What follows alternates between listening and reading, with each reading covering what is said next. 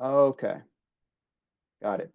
So we're covering sort of the last bit of chapter 6 in the book, which is all about temporal difference learning.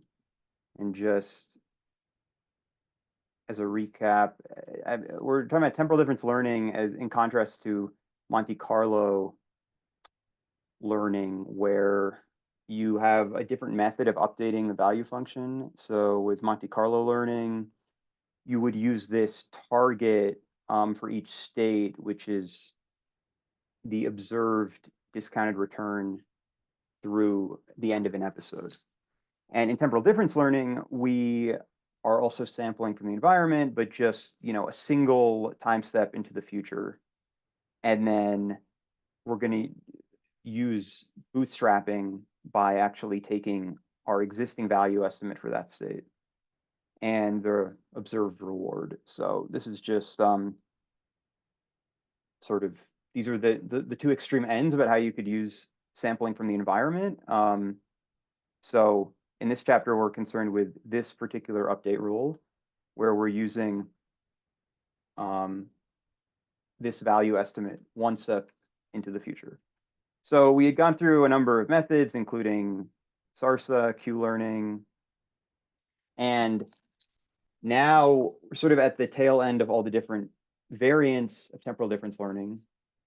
And this method, expected Sarsa, I guess we can compare it to Sarsa for TD control. So with Sarsa, just like in the previous chapter, we're estimating the state action value function, because if we have this, we can easily do policy improvement instead of just the state value function from before. So we have a different estimate for every state action pair.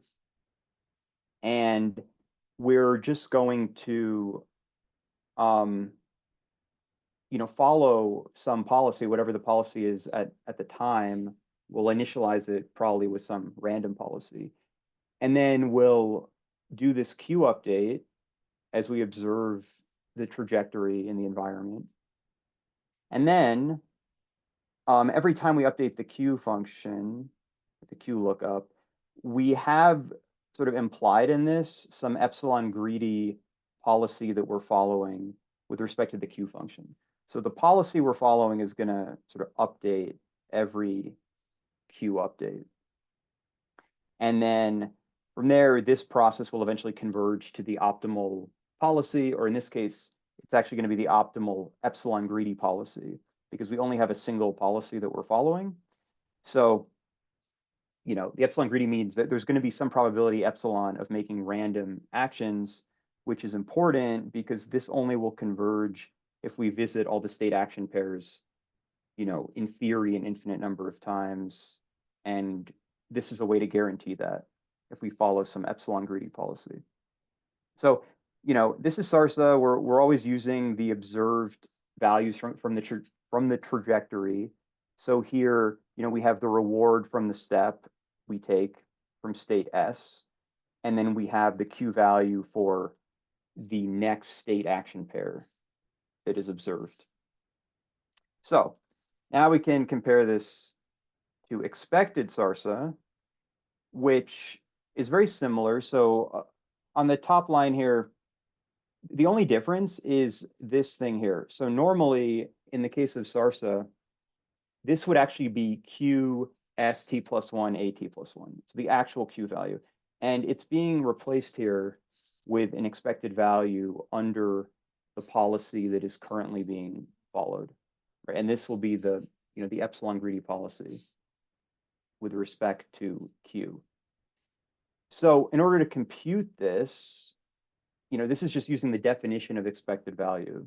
So we have all of the Q estimates for all of the actions that can be taken from the state at T plus 1.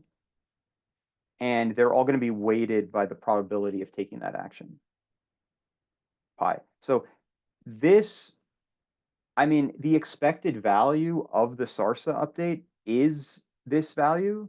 except that instead of sampling it, we're going to compute the expected value explicitly using the policy itself, the probabilities in the policy.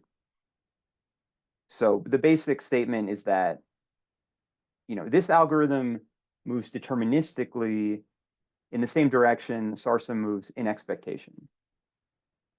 Because in normal Sarsa, we don't compute this expected value. We just sample something which itself has an expected value, which is equal to this. But it's going to be noisier. Obviously, this is going to be less noisy because we are, considering all of the probabilities of actions instead of having to, observe them and average them over time.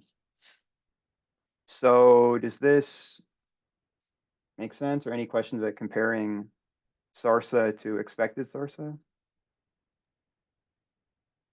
So it's just, changing the actual Q value into the expected one. Mm-hmm. Yeah. Yeah, and the goal of this is really to sort of have a less noisy algorithm. But then, So like, I'm just wondering, then the Q value itself, I guess there would be an experimental distribution then. say that again. Oh, then it would be basically an experimental distribution then the Q value. I'm not sure what you mean. Oh, What do you mean well, experimental? with the expected value, then that means that the Q value has to be some sort of distribution that would be determined eventually. Well, I mean, there's a separate Q value for every action, and the policy itself has a distribution over actions. So this is what's being combined to compute the expected value. Right. I mean, but the Q estimates will converge to there's some true value for Q it's converging to. The policy will be a distribution, though, if this is the epsilon greedy policy, right? As we form it early on, this is just going to be weighting all the actions according to the, whatever the probabilities are. But in this case, we're going to have some probability epsilon of taking random actions, which is going to be included in here.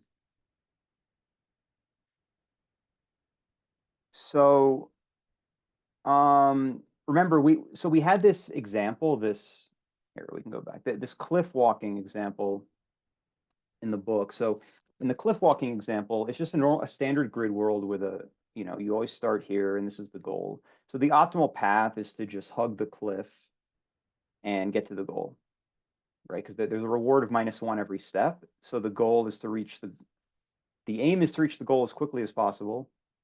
If we fall off the cliff by stepping into it, there's a reward of -1 at 100.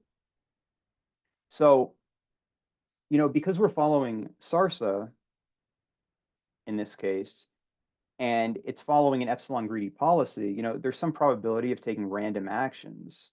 So Sarsa won't actually learn the optimal path in this case, as shown, if you looked at this before, right, this is the path that Sarsa learns doing the cliff walking, and it learns this safer path. And the reason why it learns this is because, if you're being forced to take random actions with some probability, in this case, 10% of the time, it's not worth stepping closer to the cliff because the expectation is the negative reward you get for falling off the cliff outweighs the shorter path distance, because this is only like slightly shorter than this path. So we saw this before, and this is why for Q learning, because Q learning,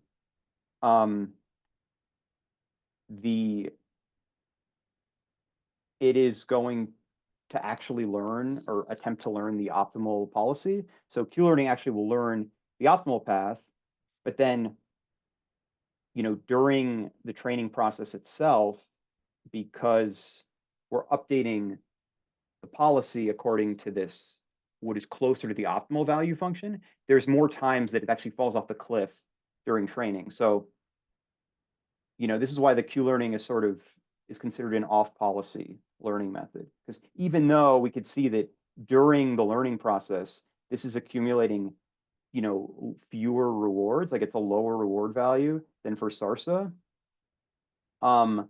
It's learning something that's optimal outside of the learning process, because this is assuming that we don't care about the epsilon. It's just a tool for exploration, whereas Sarsa, the epsilon is actually part of the optimal policy that it learns. So if we go to expected Sarsa, we are still actually using this epsilon greedy policy optimization for expected. So expected Sarsa is very much, this is an on policy method because we're using here the expected value under the policy, which in this case will be the epsilon greedy policy. So actually, if you do this with expected Sarsa, you do get a sort of safer path, except it's actually a little closer to the cliff than Sarsa. And that's because, expected Sarsa is less noisy. So it's able to learn something which is truer to, what is actually optimal under this epsilon of, 0.1. So it's not, Sarsa is being forced to be extremely conservative because it just doesn't have as good value estimates. I mean, it's possible. I'm not sure if you train Sarsa for an even longer time, if it eventually learns this policy, but expected Sarsa is learning this sort of in between policy. But this is also, what you would hope Sarsa would converge to. But, it's more difficult. And so there's this, oh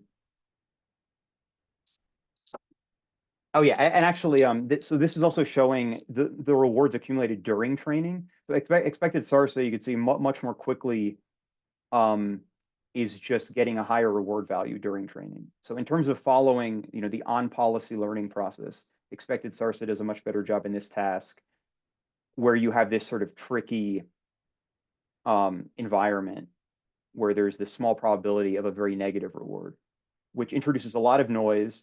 Like this whole scheme here introduces a lot of noise to the learning process. Because if you fall off the cliff, you get a vastly different result than if you don't. So it makes sense that expected Sarsa would be more successful in this environment. And then, finally, there's this big study of the performance. This is sort of like a parameter study again. So here, this bottom axis here is the step size alpha. And remember that, we would like a learning method that isn't that sensitive to the step size, because that way, if we may not have the ability to optimize this very much. So things that perform well over a broad range of step sizes are going to be better. And there's sort of two sets of curves here. One is the interim performance, which is like the short-term performance on this task, and the other is the asymptotic performance on the task. So this purple line, or like this line at the top, and this line here represents expected Sarsa. And you can see that expected Sarsa does, converges to a better solution in the long run, at least on this cliff task. And it sort of outperforms everything short term in terms of interim performance.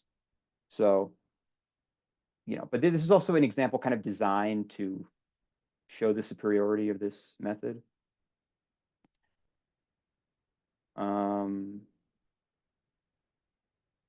Yeah. But the point is, like, on this task, it has a huge advantage over Sarsa. I mean, Q learning is a little different of a comparison because obviously Q learning is going to have lower rewards during the learning process because it's in the actual like deployment of this, there won't be any sort of chance of falling off the cliff if you can move deterministically. So yeah, and then there's just this diagram here which sort of summarizes the difference with, so expected Sarsa, whatever the policy is, these arrows represent sort of all the different actions under the policy, and we're going to take this expected value. Q-learning, on the other hand, even though we have the policy that we're following, we're not going to average over the policy. We're going to just take the maximum value here, right? Which is what this was shown. This is the Q-learning update. So for Sarsa, right, this max over A is replaced by the sum over the policy with all the actions, comparing Q-learning to Sarsa. So are there any questions about this Cliff task and how, why each method does as well as it does? So basically, the difference with the expected source and Q learning is that it would be able to learn the optimal path because of expected source is able to handle the issue of the epsilon greedy method, which would in the Q learning one, it would basically make it fall off a cliff because of the epsilon greedy, while for expected Sarsa can deal with that issue essentially. And actually here you can see that as the step size gets very small, Sarsa, will eventually perform equally well to expected Sarsa. But the difference is, as the learning rate gets large, Sarsa really does badly, whereas expected Sarsa performs very well over a huge range of step size. So again, it's less noisy, it's less sensitive to the step parameter. So on this task, it's a lot more desirable to have this. And this is, yeah, Q-learning also, asymptotically is not very sensitive to the step size. But for this task, for this metric, it's going to look bad just because of the fact that it's not actually going to be optimal with the epsilon greedy policy. Okay, wait, there is someone else.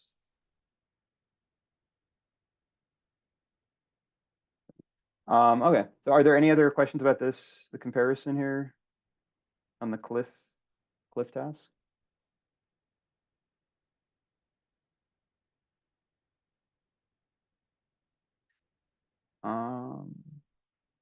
Okay. So I guess we can move on to this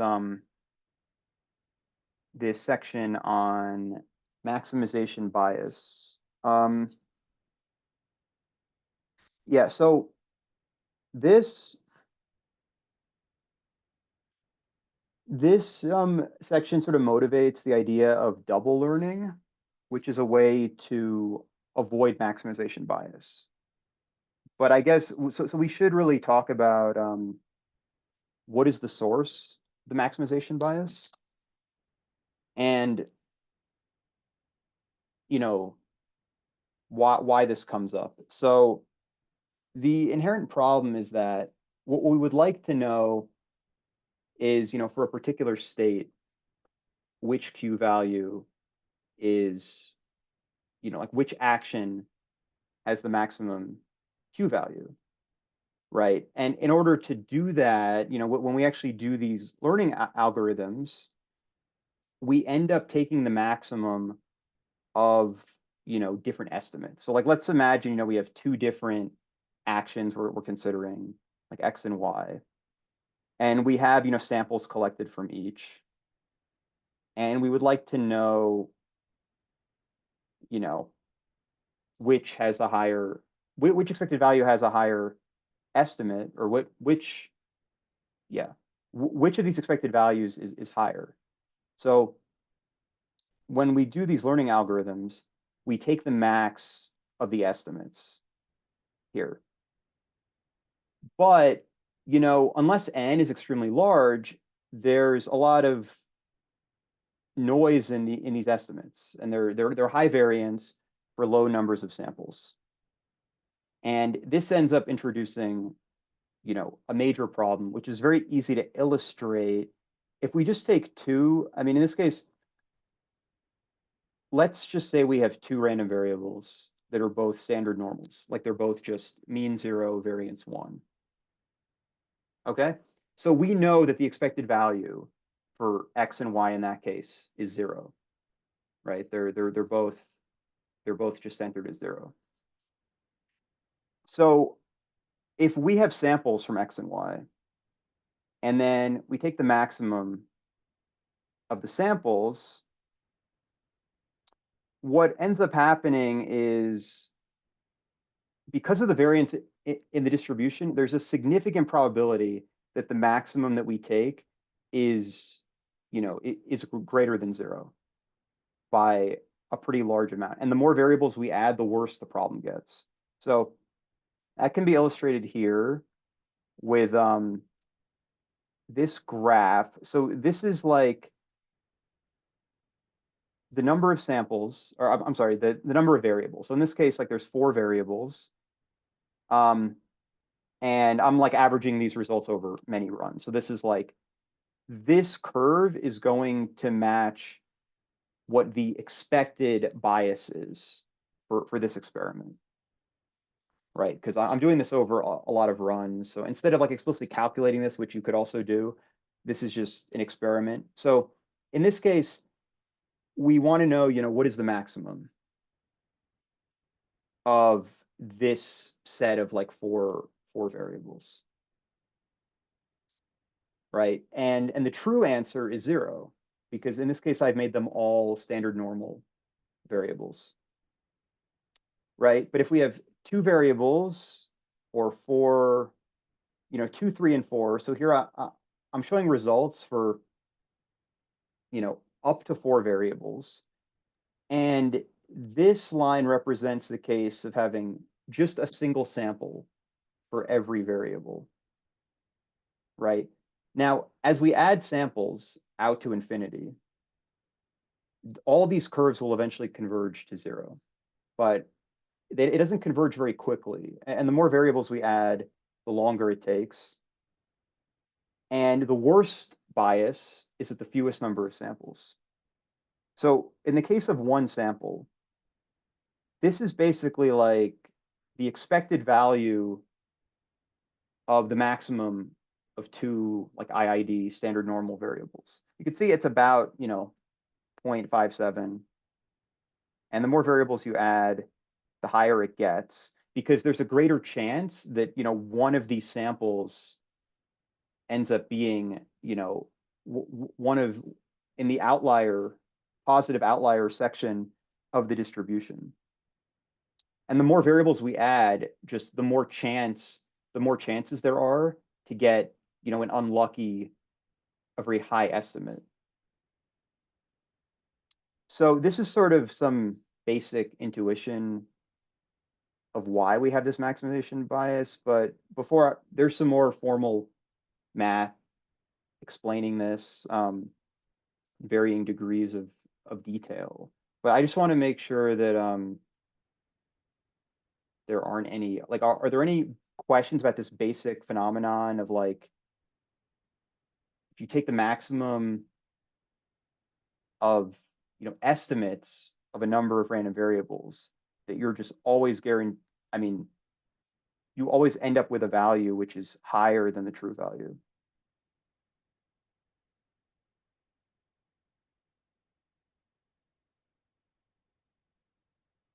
And you can look at this code later if you want to. Like anyone, you can always just run this experiment yourself and just see like taking, the maximum of a number of sample means. Well, let's see. Well, if you have 4 variables and then you basically have, 4 points that are sampled from a normalized distribution, then it would have, and then you have to somehow sum them up. there's going to be a higher probability that they start to, diverge based on the number of samples, I think. Yeah, and if you add, so yeah, the more you add, this just gets worse and worse.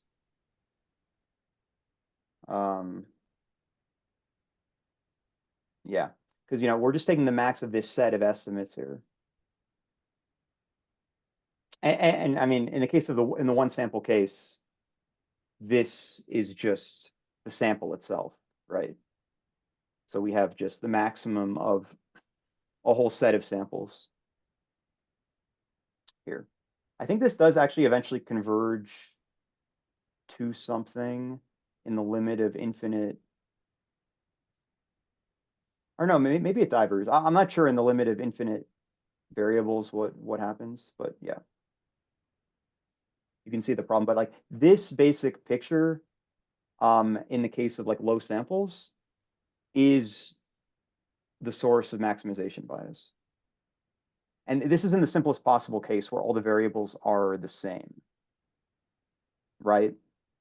So like in the case of Q learning and double Q learning, we're in general considering actions that have different estimate, like they're all different values. We're sampling and we have the same maximization problem with different values. But this bias occurs even if all of the random variables are exactly the same, which makes it, a pretty bad problem, because if they're all the same, they should all be treated equally. Like there should be no preference for one variable over another.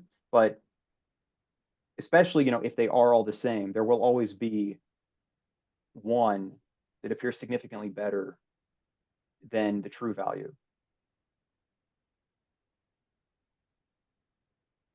Okay, well, look, we can go. So I have this sort of this informal discussion of this to build sort of some intuition on it. This is the problem I just mentioned, where we have, the expected value of the maximum of two standard normal random variables. And you can compute this explicitly, but this happens to equal, 1 over root pi. And you can see that in the plot here, this is the case of, right, just two variables. And if you actually sample it with a single sample, you can see that you get this value of about, 0.55, 0.56 of what you expect this bias to be.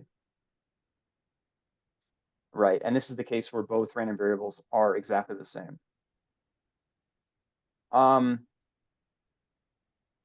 Now, you could see that the thing we're sampling when we do this, the max of the estimators, is we're sort of sampling this, right? Like by taking samples of this, we're computing the expected value of the max of these random variables. But, in fact, we don't want this value, which is the problem. Like when we're considering, which action is maximizing in a reinforcement learning problem, what we actually want to know is, out of all of the, action, out of all the potential expected values, which one, would have the maximum expected value, right? But then if we move this expected value to the outside here, we're actually computing something that's different than this, right? We're actually computing this instead of this, right? And what we actually want to know is like, what is the expected value of xi, given that I is the index of the variable with the highest expected value? Like that's the thing that we actually want to know. And the challenge is that we can't really sample this exactly, but we can do something which makes this a lot more reliable to compute. So remember, there's sort of two pieces of information that we need to solve this problem. One is that we need to know which variable has the highest expected value. right? That's one problem. Then we also need to have an estimate for that expected value. So using a double estimate, what we end up doing is splitting the samples in half, and we use half of the samples to evaluate which variable has the highest expected value. But then we use the other set of samples to have an estimate for that expected value. And this ends up completely solving the maximization bias problem. In fact, it causes the opposite problem, which is a slight negative, like a slight bias to observe a value which is less than the maximum, as opposed to a value which is higher than the maximum. So here, let me see how much of this I want to go through. So there's some discussion of why this, remember when I was talking about these estimates, like this expected value estimate, remember this is what we're going to use to estimate the expected value. And this has a variance which decreases as the samples go up. So at low samples, this is high variance, which means that there's overlap in these distributions. If we consider the distribution of the sample means. And the problem with that overlap is that there's a non-zero probability that one of the variables that is not maximizing has an estimated expected value in the sample that is maximizing. Okay, so basically there's this non-zero probability that we're wrong about which variable we believe is the maximum. And if we are wrong in that direction, everything is sort of conspired so that that estimate will be greater than the true value of the estimate.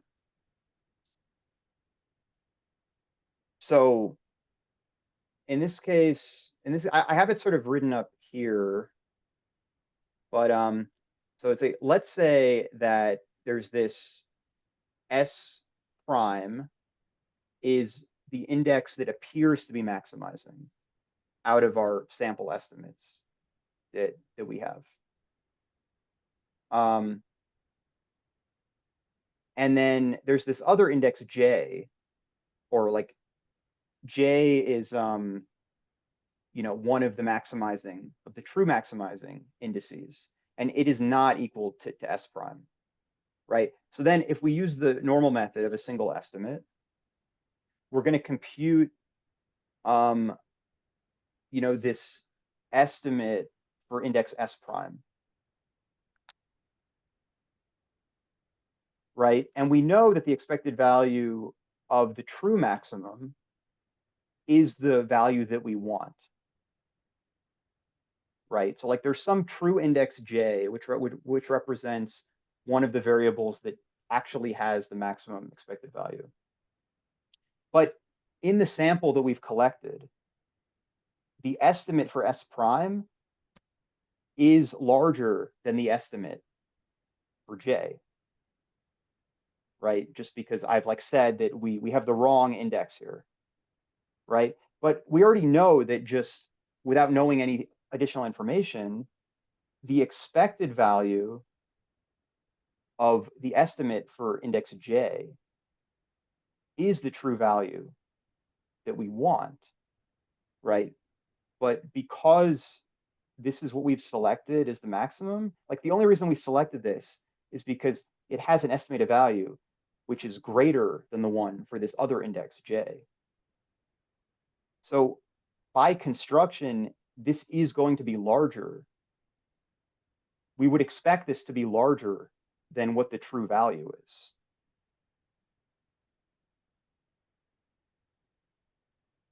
So the problem is anytime we have the wrong index, this is going to happen. And in fact, if the variables are all identical, this same problem happens, not just if we have the wrong index, but if we've just arbitrarily picked one of the indices instead of, one of the other indices, right? Because like if all the variables are equal, if they all have the same expected value, this is the same problem because the one that appears to be the maximum is going to necessarily have a larger estimated value than all of the others. So in the double estimate case, what we do is we split the samples into two distinct sets. And this is just an arbitrary split. Like this can be done after the fact. We have a bunch of samples, and we make sure that the samples in each set, that there's no overlap between them. Okay. And then we have a different set of estimators for each set, right? So mu I A, these are the estimators from set A, and then mu IB is the estimators from set B. Okay. So now if we consider the case here where let's say all the variables are equal now, like they're all the same, like let's like they could all be just the same, standard normal variable. Okay. So if we pick the index A star, this is the index that appears to be maximizing in set A. So if they're all equal, this is just going to be one of, let's say it's just one of the random indices from set A. Okay. Now we're going to take that index and look at the estimate from set B for that same index. Okay. So we've picked one of the random indices. So now we have a totally new set of samples, and we are just evaluating the estimate for one of them, right? But set B has nothing to do with set A. So the expected value of the estimate in set B is just going to be the expected value of the random variable. In this case, it would be 0, right? Because we no longer have this condition that, we know that the estimated value is greater than all of the alternatives, right? Because now we're just taking it from a new set of samples. And in this new set of samples, that particular index, we don't know ahead of time that it had the highest estimate. It only had the highest estimate in set A. Right? So there's sort of two cases, like in the case of the variables, like let's say the variables are not all equal. Okay? So there's two cases that we could have because we're going to use set A to pick the index. So let's say we're correct and we happen to have picked an A, which is one of the maximizing variables. In that case, we're going to evaluate its expected value from set B. And its expected value from set B will be the expected value of this variable that's the maximizing variable, and it will be the correct value, right? Because the index is correct. So that will end up giving us the correct answer. The alternative is that we've picked the wrong index. So we've picked the index of a variable, which is not the maximizing variable. Then we're going to evaluate the expected value of that index in set B. But because it's not the maximizing variable, we know that that expected value is less than the true value that we care about. So instead of having this positive bias problem, now we have a potential negative bias problem, but in practice, it ends up not being a very big problem because we're much more concerned with being overly confident of having the maximum value. And there's this subtle point about, we basically eliminated one case, and in particular, we've completely eliminated the problem in the case of identical random variables. because now we only have to worry about if we're wrong with the index, right? We don't have to worry about the estimates themselves. And yeah, this estimate will have no bias at all if there's no overlap in the underlying probability distributions for each variable. And it will also be unbiased if all the underlying distributions are equal, for the reason I said before, which is that we're just going to be evaluating the expected value on one of the variables. But whichever one we pick, it's going to be correct. In the case of there being no overlap in the distribution, that would be a case where all of the samples, like, they could fall in some range, but there's no overlap in the range that we get. Right? And the reason why that won't ever produce a problem is because all of our estimates will always be in the correct order. Like there's zero probability of one of like a variable that is low having an estimate higher than one that's above it. So this is showing just applying this double method where you separate the samples. And this is just for two variables. Where remember, in the case of, well, this is for two samples per variable, yeah, instead of one. The estimates drop, but this is the older method, and we can see this maximization bias here, which converges. In the case of the double estimate, there's there's actually no bias at all in this case. Like the estimate is just around zero from the beginning. There's some variance, but there's no like inherent bias here. Like if you do this multiple times, you'll see it will just as often be a negative bias as it will be a positive bias.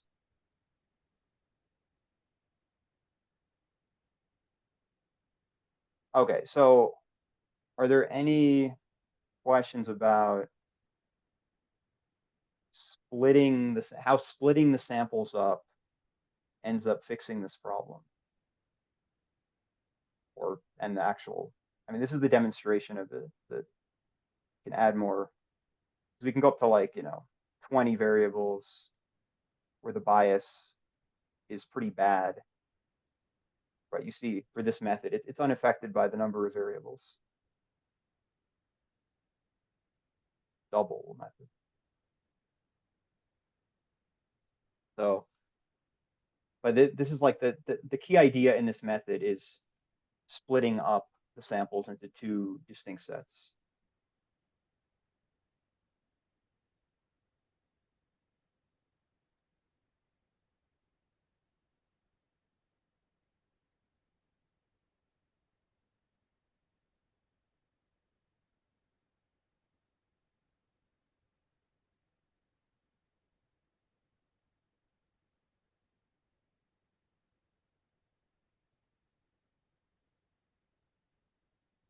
Okay, so I guess everyone, this makes sense.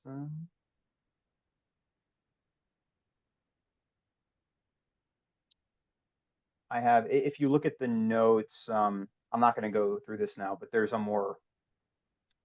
this is like a formal proof of how double learning eliminates the maximization bias. And it's a lot more technical than what I just described. But what I described is the basic concept of the proof is in what I already described.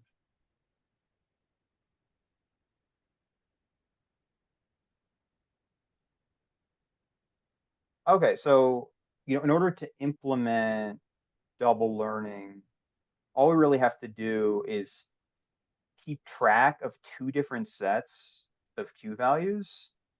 And these estimates are just going to be computed by disjoint sets of samples. One common way of doing it is to just randomly assign the samples to one estimate or the other. But you could also just alternate, every other step. You could assign the samples differently. And then just like what we did in the simpler case of just estimating the values, when we compute, so I'm trying to see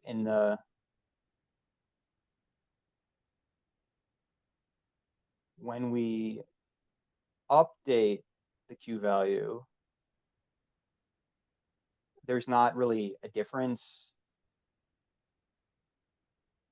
Okay, so remember that this is for expected Sarsa. So actually, maybe I should do the double Q learning example first. So remember, in expected Sarsa, like the policy that we're updating is actually based on this epsilon greedy policy. But the epsilon greedy policy has this maximization term, right? Actually, yeah, it's easier to see in the Q learning example. For double Q learning. Oh, sorry. I actually, okay, sorry. In mind, I actually implemented Q learning as a variation of double expected Sarsa because they actually are a version of each other. But you could see here that when we calculate this expected Q value for the case where we're updating the Q2 estimates, this Q expected, the values themselves are coming from the Q1 estimates, right? Whereas the probabilities are coming from target 2, where target 2 is updated from Q2. But in the case of Q learning, this would actually be all of the probability would be on the action that appears to be maximizing from the perspective of Q2. Okay, so this is what we did before, where we're selecting the maximum action from the 2 estimates, but the values that we're using themselves are from the 1 estimates, right? So that's where this method works, is that you use one set of samples to select which actions appear to be the best, but then the value estimates for those actions come from the other set of samples. But yeah, in the case of I think this is not in the book, but for doing double expected Sarsa, not only do you need to maintain 2 different Q estimates, you also need to maintain 2 different target policies, because these will store the information about, right, which actions appear maximizing, or depending on how you're updating the target. For expected Sarsa, the targets would be updated as epsilon greedy policies,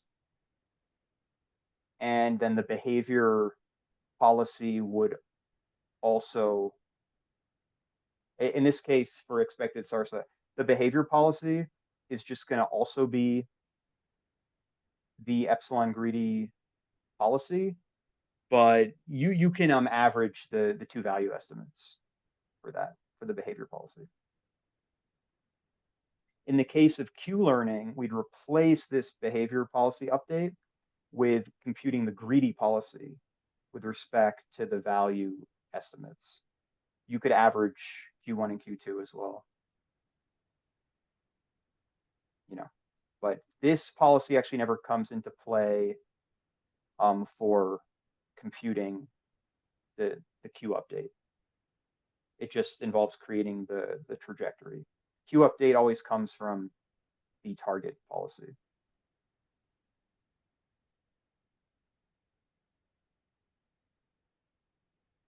Yeah, so anyway, I've already been through like the sort of simple toy example. here where we just have the two, we're just sampling, we're just creating an estimate from a set of random variables. So this is like taking the whole MDP out of it. There's no states or actions. This is just like a single state. The different variables represent the potential actions. And, you can see with the double method, we get the true value even with very few samples of, which should be 0. So they've sort of created in the book, they've created this example where this part of the MDP is exactly that example I just mentioned, where we have, a set of identical random variables. In this case, the mean value is negative 0.1 instead of 0.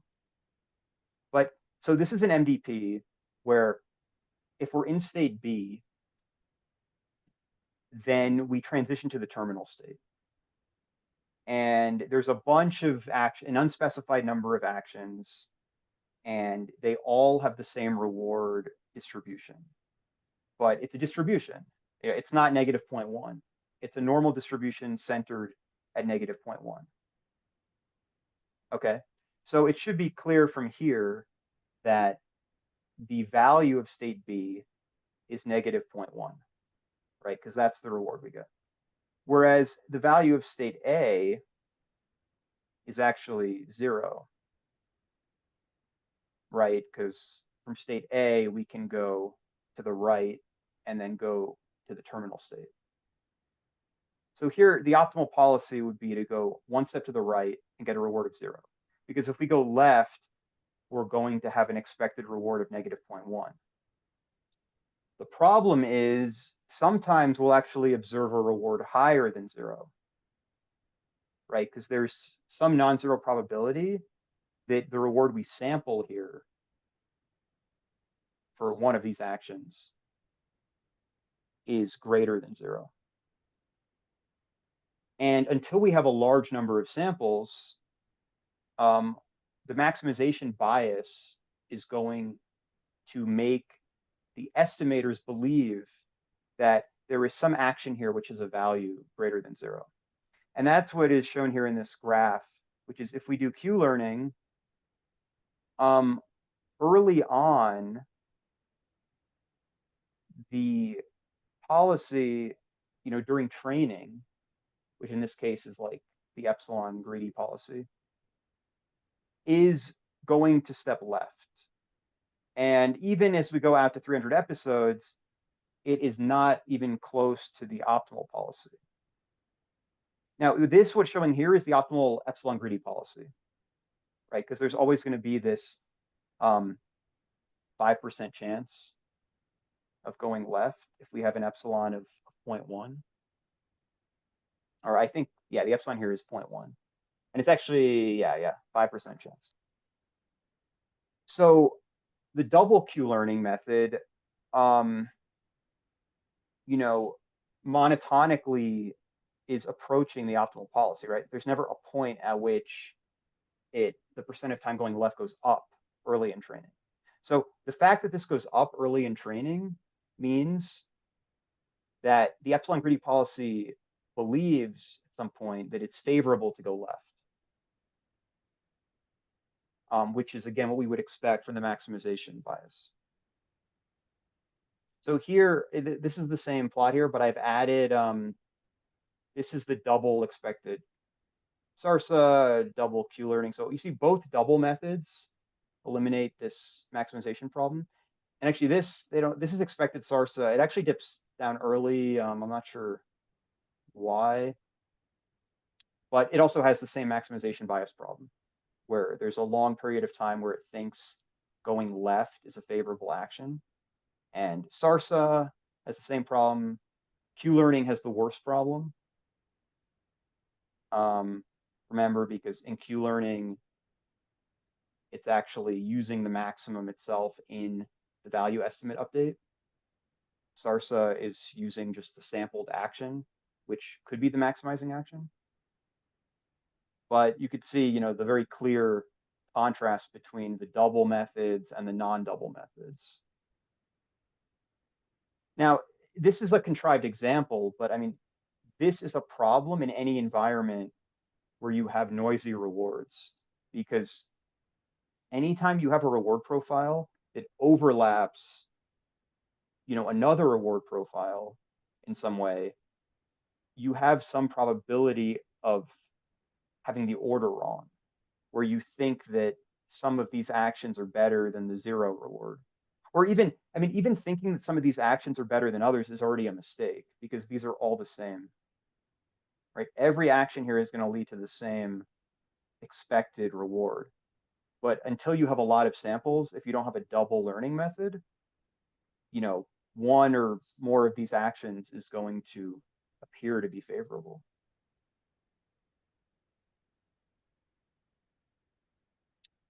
So does that, any question about this example and why there's bias problem for this example? So essentially the bias because of the normal distribution, which has the mean value of 0.1 and then a variation of 1, that the left action ends up being the one that's biased towards because of the probability for the normal distribution to have a positive reward for Q learning. But then I'm just wondering, is there an intuitive like analogy of why Q learning would have the maximization bias?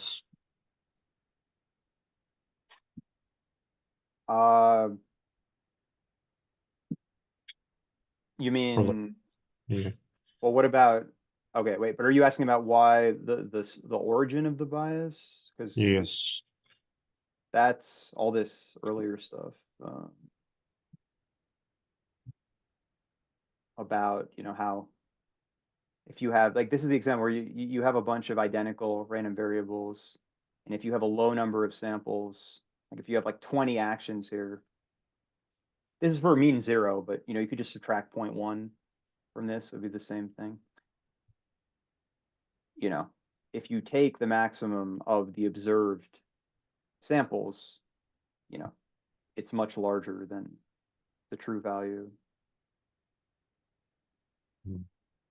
I guess that would make sense, because if you only take one sample of 4 IID distributions with 0 mean, then there will be a low chance that it would actually converge to anything. But then if you have a lot of samples, then it would eventually converge because of the law of large numbers. Yeah, it does converge, but the more variables you have, even at a large number of samples, it doesn't converge very quickly. And the sample, the more the more variables, the worse the problem is. If we go back to this is the Q learning update. Remember, this is trying to estimate the maximum or the optimal Q function. And right, as part of for the Bellman equation, this would be a fixed point of the Bellman equation. If the Q value in fact right, already equals this, right? Then, because like this is the target. I'm sorry, this is the target update, right? It's the reward plus gamma times the maximum Q value, or the Q value of the maximizing action. So the problem is this estimate, right, as we described with the maximization bias, this is always going to be an overestimate. This value will always be higher than the true Q value, right? Because this is being computed from samples, right? And here what we really want is max A of the true Q value here, but the way we're computing it, which is what, like this is the value we want, right? We want the expected value, in this case, it's the action,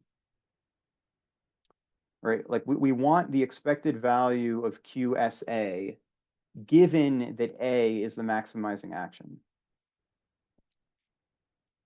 right? Like that's what we want to compute. But actually, what we are sampling here is this. I mean, not exactly this, but the expected value is on the outside of this, right? Because the samples are in here. So these Q values are estimates, right? These aren't the true values. And of course, the whole problem is that the A, like the fact that QS prime A is the largest estimate already implies that it will be an overestimate. I mean, the only way it's not an overestimate is if the A is correct. And if the A is correct, then we're fine. But if the A is not correct, then sort of by definition, we would expect it to be too large, right? Which is what this informal proof was about. Wait. Yeah, because if this index is wrong, right, somewhere, some of the other A's, right, the A's that are not picked here, one of them is the true maximizing action. And we know that its expected value, the expected value of its estimate is the correct value. But this is larger than that. Therefore, it's larger than the correct value. Because it's all from the same sample. And in double Q learning, we fix that problem because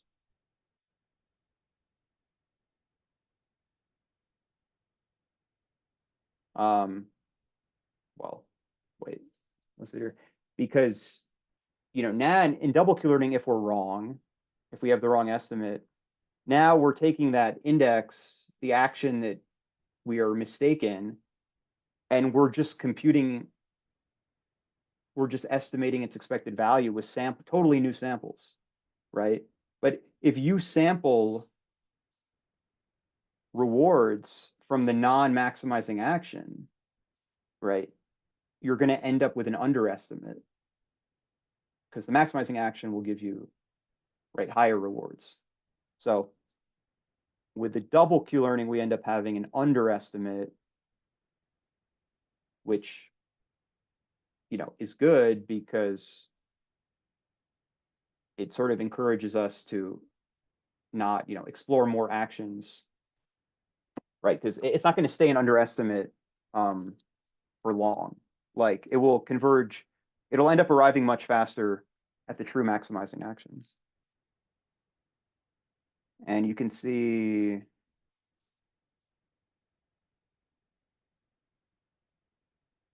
yeah, I mean, in this case, it's like we would never, yeah.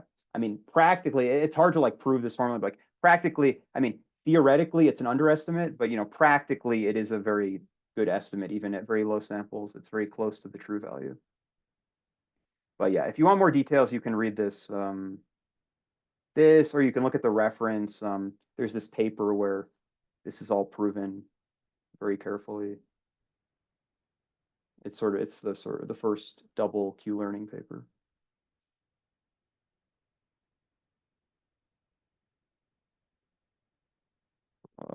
Yeah. So anyway, I mean, the only way to fix this reliably is to use a double method. As you can see, all of the previous methods we considered have this, right? This problem of taking the left action, favoring the left action early on in the training process.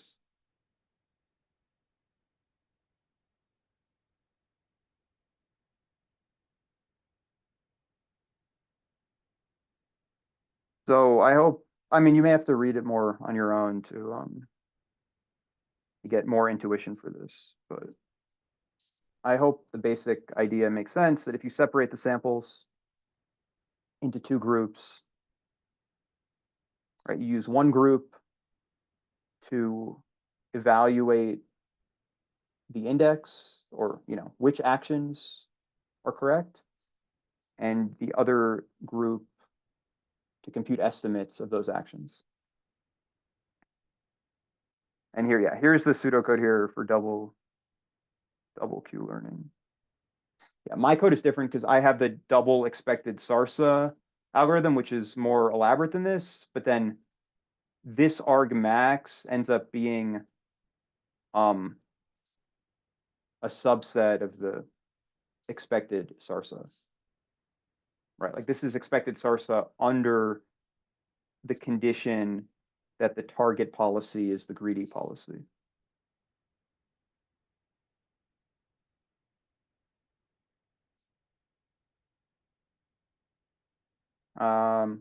Okay.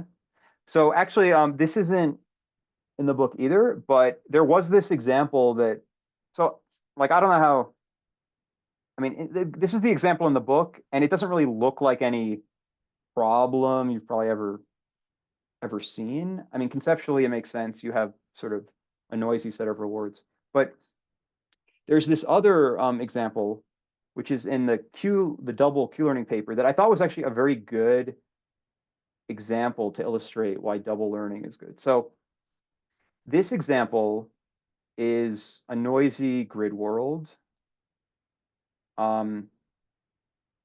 So just imagine you have a grid world where you take steps, and instead of receiving the same reward every step, you have two possible rewards that you could receive. You could receive a reward of negative 1.2 or a reward of 1 with equal probability. And there's nothing else. There's no win, there's no randomness, okay, the actions you take. So it should be obvious from this that the expected reward is negative, right? It's negative 0.1.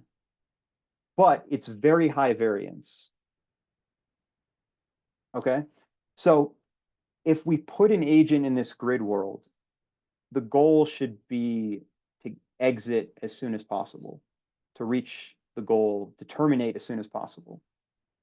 But like, if an agent thinks that there's a positive reward, because of low samples, because this is very high variance, it would be the exact opposite conclusion, right? The agent would think you want to stay in the world forever because you get positive reward for every step.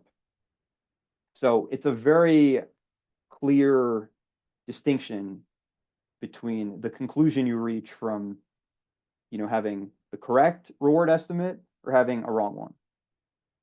So in this, I'm using this example of just, if you have a 3x3 grid world where you start, in one corner, the exit's in the other corner.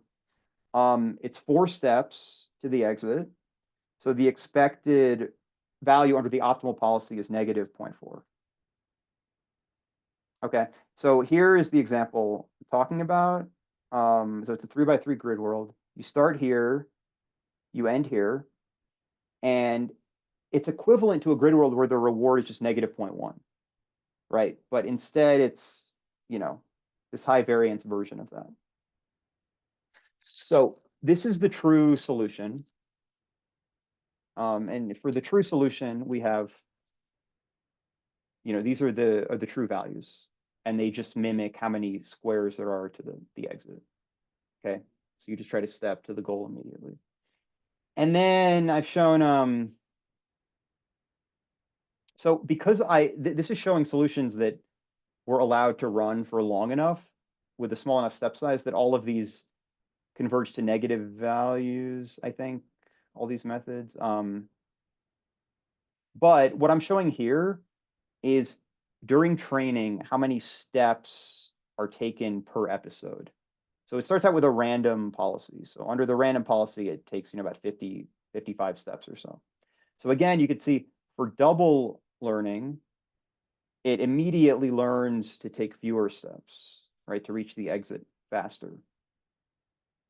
But for the other methods, there is this initial bias towards taking more steps, right? And this would happen when the agent thinks that there's some advantage of staying in the grid world,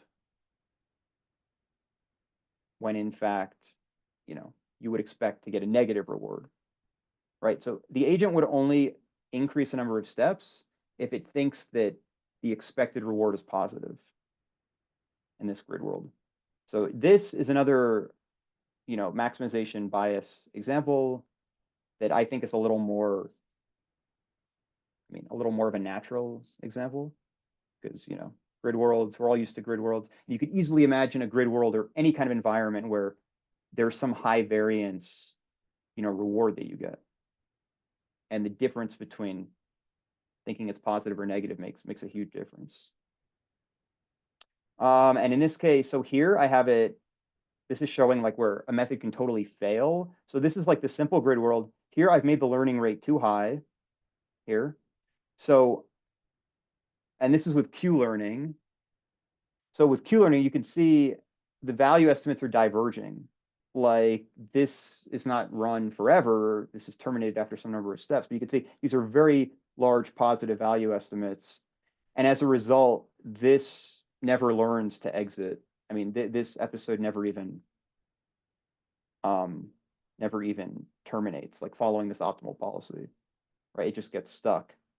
Whereas with double Q learning, it actually learns, even though these value estimates are wrong, right? For double Q learning, like this value estimate should be negative, but the optimal policy it learns is still one that heads to the goal, right? Because the value estimates are going, at least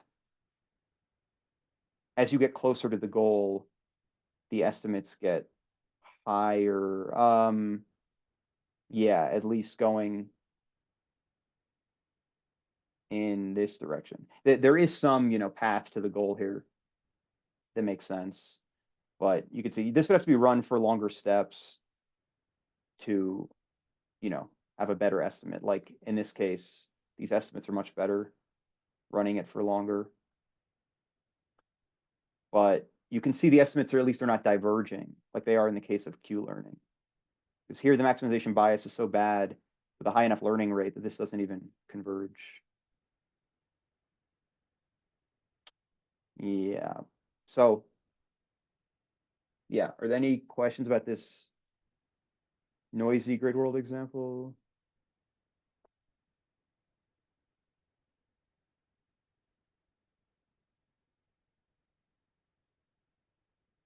And how Q learning actually fails in this example if the learning rate is too high?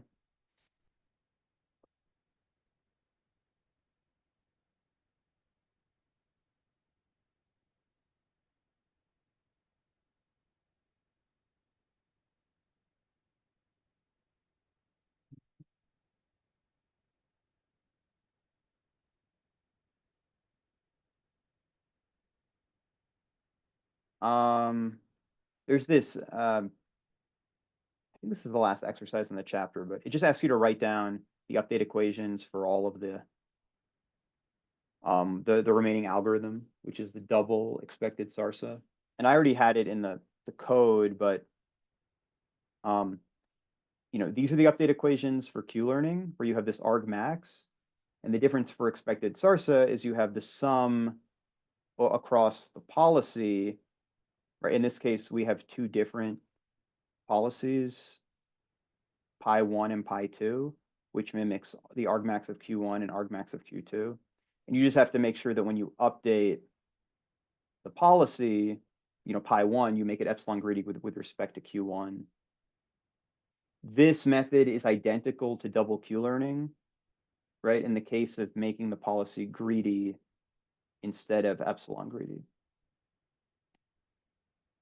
And that's, for double expected Sarsa, you can always have a distinct target and behavior policy, which does end up making it an off policy method. But, in the same way, you can view Q learning as a version of expected Sarsa. Again, if you separate the target policy and behavior policy. But expected Sarsa, double expected Sarsa are more flexible methods because you don't have to do epsilon greedy or greedy. You could, in theory, do any kind of a variation you want on the policy. You could even make the behavior policy, a random policy in this case. Okay. Well, finally, there's this discussion of afterstates here, which there's not really any example other than briefly mentioning the tic-tac-toe example, but the afterstates come into play when you have an environment where there's a portion of the dynamics that are deterministic. Like in tic-tac-toe, if you make a move, then you know what the board's going to look like after you make a move. But then you might not know the opponent's move, or they may have some unknown or some random policy that the opponent is following. So you don't know what the board's going to look like after your opponent's move, but you know this piece. Now, normally, the state space for tic-tac-toe would be the board that you make a move on, right? This board, after you make a move, is not the board you move on. It's the board your opponent moves on. So this is not a state in the game. But if we introduce this concept of an after state, so now there's a transition to the after state, and then it transitions to a new state from the after state. And the idea would be to compute value estimates on the after states rather than value estimates on the states. So there's a few advantages to this potentially. I mean, one is that there could be a lot of state action pairs that map to the same after state. So it's a waste to have a separate estimate for all of them. We would rather just compress them all into a single estimate. Because normally, remember, with Sarsa, we have to save estimates for all the state action pairs. With after states, maybe we could get away with just having the after state estimates.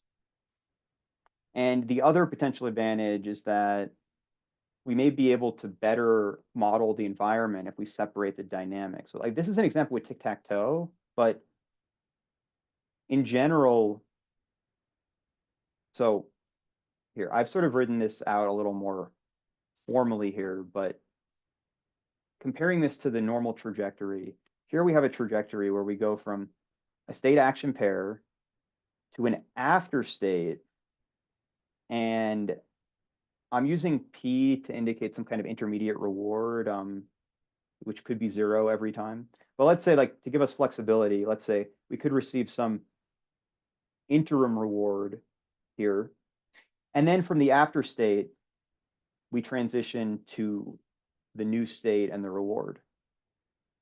So this is the transition that we may not know a lot about, that could be random or have stochastic elements to it. And this transition is the one that we know, we know which after state we're going to end up in from the state action pair. So instead of this probability transition function we normally have, we now have two functions, where one function is going to be the transition to the after state, and the other is going to be the transition from the after state to the new state. And in most cases, we don't care about this being stochastic. So we could actually replace this with just a pair of functions. And the functions are going to map the state action pair to the after state and to the reward. So this, we hope, is some kind of deterministic mapping that we can follow. And then this transition captures all of the stochasticity in the environment. So you can use these equations to then derive the Bellman equation for the after state value function, which, so you can end up writing the after state value in terms of the state value function. Here I've written, this is the expression for the state value function. And you can also, express the discounted future return in terms of the rewards and the interim rewards, if there are any. And you can derive this recursive relationship. Here I'm calling the after state value function W. And this ends up looking a lot like the normal Bellman equation here, except that this probability transition is now on the outside, because remember, from the after state, the transition out of the after state doesn't depend on the action at all, because we've already taken the action. So instead, we have the transition from the after state, and then we have the reward, and we have all of this part of the equation captures the policy and the transition from the state, the S prime, into the subsequent after state that we end up in, which is going to follow this mapping, this F1 and F2 mapping. Because the F1 and F2 tell you, based on the state action pair, what after state you end up in. Right? So we have this. And now this equation represents how you do policy improvement. So in order to figure out, which action is optimal from a state, you have to basically evaluate all the potential after states you end up in from the actions, which we get from this mapping. And then we already have the after state value function, the W. So we just need to figure out the W, which action leads to the highest W value here, because we already have this. So if we have these functions deterministically, F1 and F2, we can compute this from the after state explicitly. And the simple way to understand this is that the Q function, QSA, is actually equal to this expression in terms of the after state value function and the F functions. So we can do all the learning methods that we had where we had Q estimates if we just had the after state estimates, because the combination of these F functions and the after state estimates actually give us the Q estimates for free from that. So that's sort of like, I guess, the basic summary of the power of after states is that it gives you the Q estimates without needing to save them. All we need is the after state estimates, and then we automatically get the Q estimates, which then immediately leads to all of the other learning algorithms. And the other advantage is that even if we don't know, if we know all the dynamics, we can do value iteration in both cases. But now that we have the dynamics sort of separated, let's say that we actually have the F functions, right? But we don't have this. Okay, so we don't have the after state transition function. All we can do is sample from it. So if all we can do is sample from it, then we can apply, Sarsa, Q-learn, all of the methods that involve sampling. But if we actually have the function, we can do value iteration as well and use it explicitly, just like if we have the full probability transition function. And this but yeah, sorry, like so we have, the dynamics now are separated into two pieces. So, if we actually know, like the advantage is that we're sort of taking the part of the dynamics that we know for sure, and we're making better use of that information because we can, I mean, more clearly, we can just use it directly to get the Q function if we only have the after state estimates. But, just like before with looking at the Bellman equation, because of this equation, like this outer sum here represents an expected value, the transition. So we could always sample this just like we did before with all of the previous methods. And now, right, instead of the sampling process also involving this maximization, we can now actually evaluate this maximization from this expression, like explicitly, which is what we do when we have the Q function. So, the idea would be that it maybe we can have a more efficient algorithm, the update steps are shorter, and potentially will converge faster. And I have, you can look at this code yourself later, but I just have I have this code which implements an MDP where we have the after state. So we have these two maps, which are the after state map, which maps the state to the after state. And now the probability transition function is simpler, right? It's not a 4-dimensional array. Now it's only a 3-dimensional array because we're only considering transitions from the after state to the state reward pair. And then these are just all of the, I guess here I only implemented value iteration here, but this is just value iteration being implemented using after states instead of states. And originally this exercise is just asking how would you apply after states to the Jack's car rental problem. Remember with Jack's car rental, there is a chance to move the cars overnight.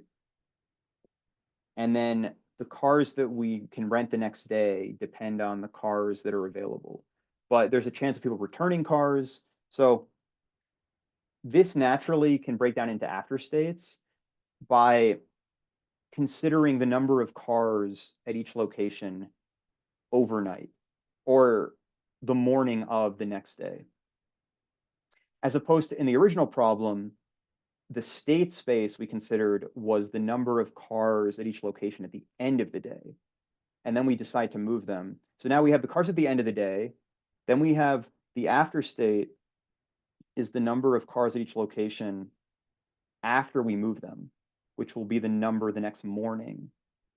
Now that transition we know exactly, because we know if we move a certain number of cars, we know exactly how many are going to be at each location. And the stuff we don't know is what happens from the next morning until the end of the day. So this MDP breaks down very nicely into two sets of dynamics, one which is like the tic-tac-toe, the deterministic dynamics, where we make a move the cars. And then there's the unknown dynamics, which is the people that come to either rent or return cars the next day. So by breaking up the problem into those two sets, we can try to solve it with after states, which I do. This is the function that creates the MDP with the after states. But you could see here that I have the transition function and then the two maps, the after state map and the interim reward map. In this case, you actually do need the interim reward map in this case because there's the moving cost, which you have to account for. So if you want to have the final reward value correct, you have to get the moving cost. And then I implemented this with value iteration. So this is the original problem solved with normal value iteration. And it converges to whatever tolerance I've set after 41 steps. And then this is the solution with using after states. So you can see it comes up with the exact same solution. The value estimates are basically identical, like 636, 637. Yeah. but it converged faster. So this only took 30 steps to converge, which means, the after state is probably just a more efficient way to represent the information in the state. But more importantly, if you look at the runtime of this, like this took 7 seconds. Well, I can run it again, but it took about 7 seconds to run.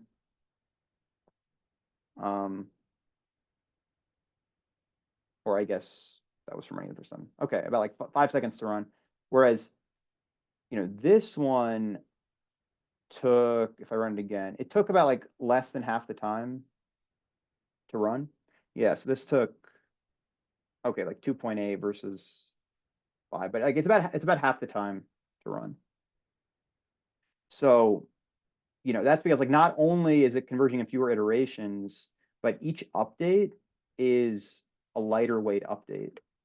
And that I think I did explain that earlier, but part of the reason why the update is faster is because the sum, actually, wait, did I explain it here?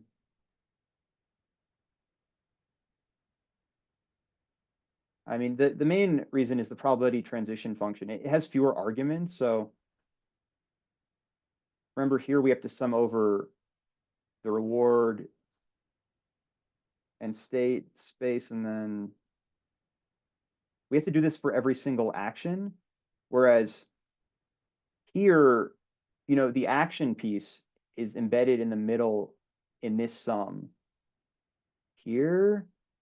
And this, oh yeah, so this, because of this form of this, you can actually break this up into two different sums. And notice that this expression doesn't have the reward in it. So if we have a bunch of rewards we have to consider, it only comes into play in this double sum. And then this is only a sum over the transition states and a maximization over actions. Whereas in the original method without after states, we have to consider the sum over the reward for every action because it's part of this whole, probability transition. Now, this advantage would go away if these f's were replaced with another probability function, like that had to be evaluated, which is why if you're considering after states, if you have this situation, it's less useful because you still have this whole stochastic behavior for the after state transition. But if you can write this down, then you have a huge advantage. You have a time advantage and probably convergence. Like the number of steps for convergence will be faster, but the steps themselves will be faster if you can do this, right? Because we're eliminating, right? Here we'd have to compute a double sum to evaluate this if we had if it wasn't deterministic. So I guess the after state solution is most useful when you have a deterministic relationship mapping state action pairs to after states. But yeah, if you want to see, I didn't do the last time I went through this book, I didn't do this. I didn't implement the after state thing, but it's nice to see that it actually does solve the problem faster. And I think for a lot of games and things, this would be a better solution to use. Yeah, so that's sort of a, appendix to chapter 6. It's not, it's not a big part of the chapter, but if you do want to see how to implement the after state algorithms, everything you need to do it should be in this section of my notes anyway.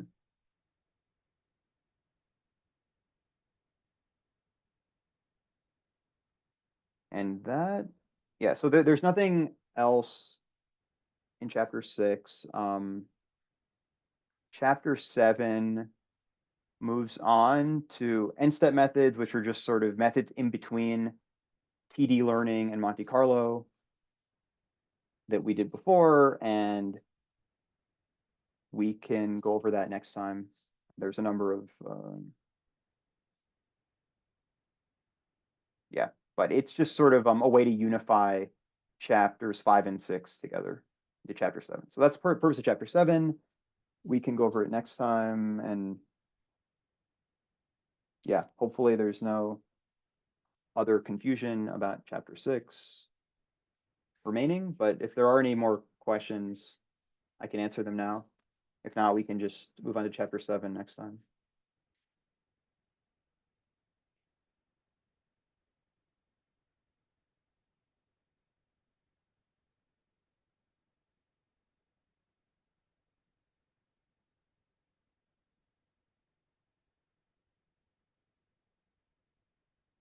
Good. Okay. Well, yeah, if there's no remaining questions, we can stop here, and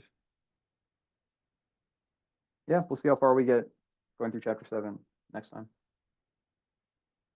That's good, but yeah, thanks for coming, and I'll post the recording in Meetup discussion and in Slack afterwards. So thanks. Bye.